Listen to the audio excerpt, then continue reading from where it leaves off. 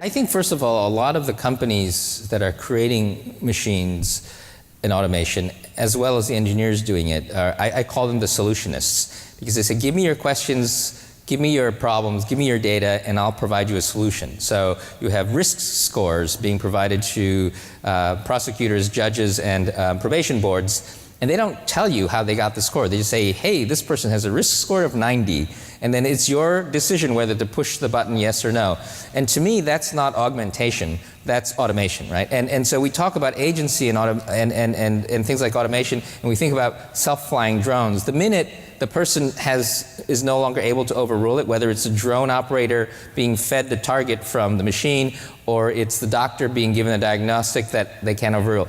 What you want is this combination. So if you imagine, my favorite example is VisiCalc. So when back in the early days, the world was more generative. So the computer was just a flashing prompt, and the software was VisiCalc, and it took a little bit of energy for the accountant to learn how to use VisiCalc. But once the accountant learned VisiCalc, she could express her creativity on the machine, and the designers of VisiCalc didn't try to prescribe what the solution was. What I think we need is a system where the machine is kind of like your partner in this, and the machine knows when it needs a human, the human knows when it needs the machine, and that you're jointly working together like a human chess machine combo as a team. And the development of new tools, as well as more propagation of the talent, hopefully will democratize this and change it, but I think it's an important thing and something that we're putting a lot of energy into.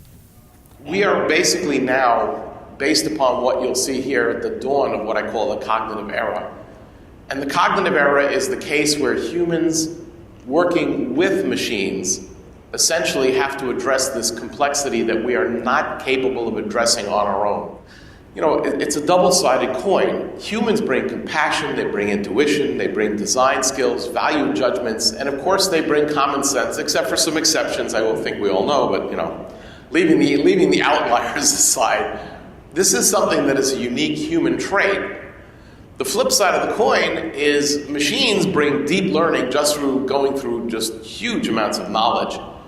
Discovery, which is when you have this huge amount of knowledge out there, you can see second, third, fourth order effects, where only when these 5, 6, 7 things all fall into the right alignment like a key do you get an outcome that you would never have seen as a person, such as we saw in the case of these children in this baby exercise we did earlier. Large-scale mathematics, same sort of thing, unless you're an idiot savant, and there aren't a lot of those hanging out. And of course, fact-checking, which is really, rather helpful, especially in the medical field. If you take humans and machines together, the outcomes can be extraordinary, and I could go through countless examples of where we're using this. The cognitive era is just getting started. It's actually being defined, depending upon who you talk to. In the World Economic Forum, Klaus Schwab, who's the chairman, defines it as the fourth economic revolution. The reason is we're automating tasks. They will dramatically expand their utilization because of the economic and technical and social impacts.